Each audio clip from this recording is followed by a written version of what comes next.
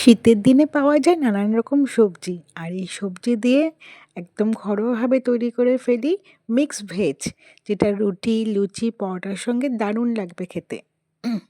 তার জন্য লাগবে একটু চালমগজ, পোস্ত, কাজু, শুকনো লঙ্কা, আদা একটু বেটে নিতে হবে। আর সবজিগুলোকে ভালোভাবে সাদা তেলে একটু ফ্রাই করে নেবে।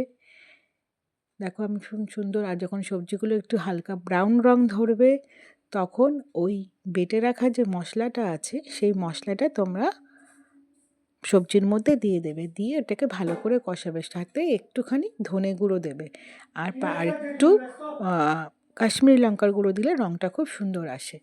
একটু ভালো করে কষে নিয়ে অল্প জল দিয়ে সবজিগুলোকে ঢাকা দেবে 5 মিনিটের মতন। যখন দেখবে সবজিগুলো বেশ নরম হয়ে গেছে তখন ভেজে রাখা পনিরগুলোকে দিয়ে দেবে। পনির দিলে এর টেস্টটা কিন্তু আরও দারুণ হয়ে যায়। আর চিনি আর নুনটা তোমরা স্বাদ মতন দেবে, যে যেরকম খেতে ভালোবাসো।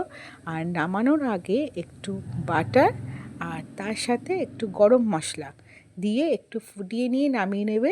মিক্স ভেজ বা মিক্স সবজি, এটা কিন্তু লুচি রুটি পরোটার সঙ্গে দারুণ জমে, একবার করে দেখো তোমরা।